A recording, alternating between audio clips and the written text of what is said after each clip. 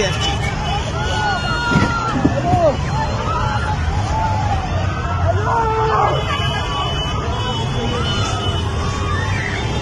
Welcome to my channel Gurukul IAS। अभी जो footage देखी आपने ये ईरान की करमन सिटी की है, जहां पे ट्विन बॉम्ब ब्लास्ट हुए हैं विच resulted in a death of 103 people and around 188 plus लोग इसमें इंजर्ड हुए हैं। डेथ टोल इंजर्ड की संख्या इंक्रीज हो रही है। या आप इसकी लोकेशन देख सकते हैं सिटी की कि कहाँ पे है ये सिटी ईरान में। ये रिसेंट पास में ईरान में सबसे बड़ा अटैक है जहां सिविलियन इतने सारे एक साथ मारे गए हैं। इतना बड़ा अटैक 1979 में ही हुआ था इससे पहले।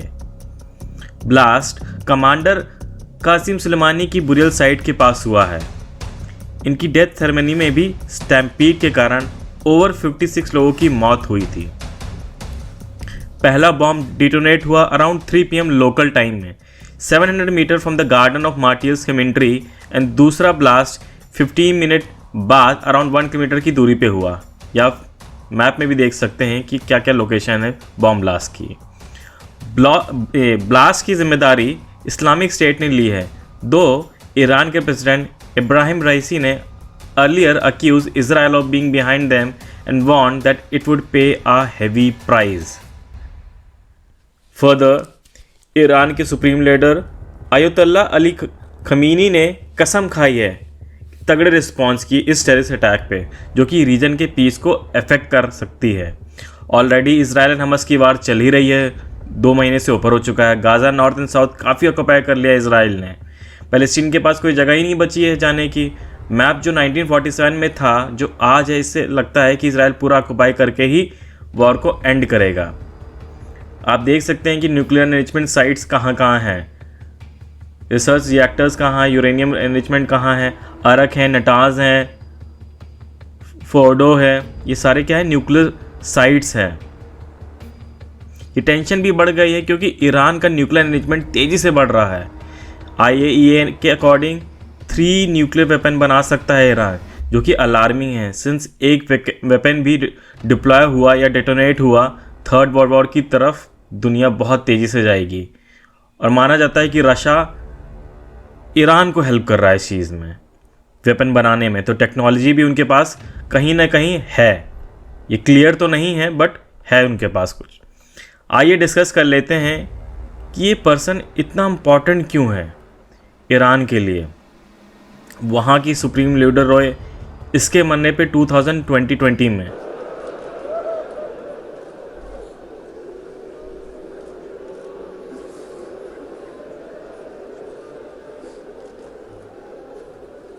अल्हम्दुलिल्लाहिल्लज़ी अकरमल मुस्तशहीदीन फी सबीलिह, अल्हम्दुलिल्लाहिल्लज़ी रज़क़ना अश-शहादत फी सबीलिह, अल्हम्दुलिल्लाहिल्लज़ी रज़क़नल जहाद।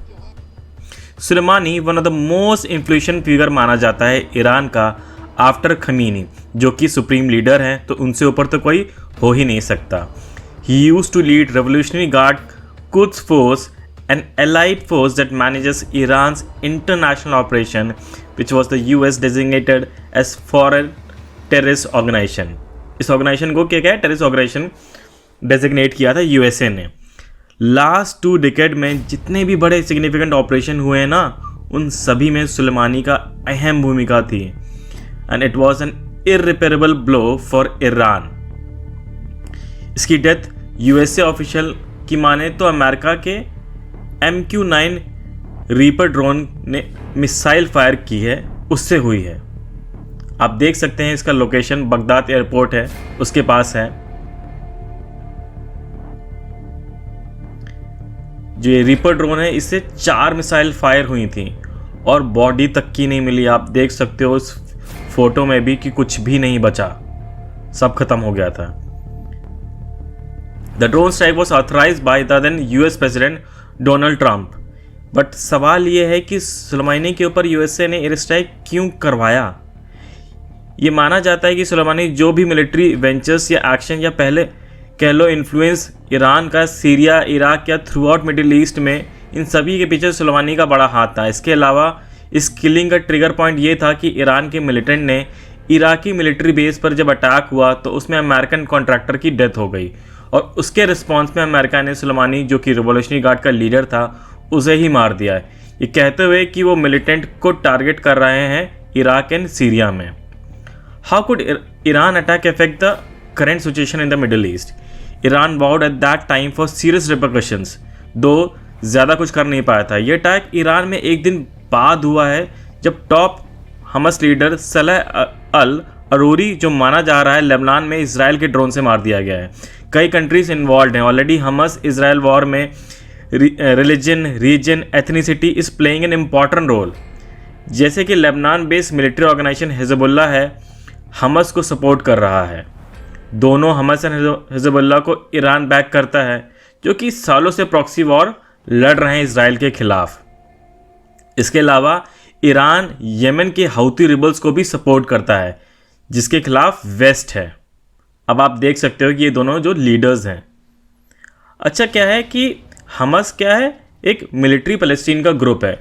हिजबुल्लाह क्या पॉलिटिकल पार्टी और मिलिट्री ग्रुप दोनों ही हैं। Hezbollah is one of the world most heavily arm non state group.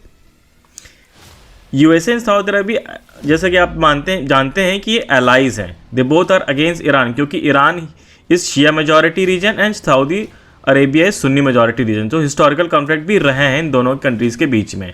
बाकी यूएसए गवर्नमेंट चाहता है सीरिया एंड ईरान में, रशिया इसके काउंटर में रशियन गवर्नमेंट चाहता है इन दोनों जगह पे। तो दोनों ही लोग ना एक दूसरे को के जो भी रिबेलियंस हैं या मिलिटेंट्स हैं उनको वेपन सप्लाई करते रहते हैं। इससे क्या है, वॉर को एक्सलेट होने का खतरा बढ़ता जा रहा है। बाकी वर्ल्ड वॉर 3 होगा कि नहीं, कहना अभी बहुत जल्दी होगा, but I am observing the situation closely. इन सबको देखते हुए इंडिया का क्या ऑफिशियल रिस्पॉन्स रहा है? तो इंडिया में अभी जो ऑफिशियल रिस्पॉन्स ये है कि मिनिस्ट्री ऑफ एक्सटर्नल अफेयर ने कि जो स्पोक्स पर्सन है रणधीर जायसवाल, उन्होंने बोला है कि we are shocked and saddened by the terrible bombing in the Kerman city of Iran. At this difficult time we express our solidarity with the government and the people of Iran. Our thoughts and prayers are with the families of the victim and with wounded. Related आप अपने comment section में ज़रूर लिखिएगा। इससे related कुछ escalation होती है तो उस पर मैं एक अपडेटेड वीडियो बना दूंगा। Till then stay tuned to your channel Gurukul IAS। जय हिंद, god bless and bless you.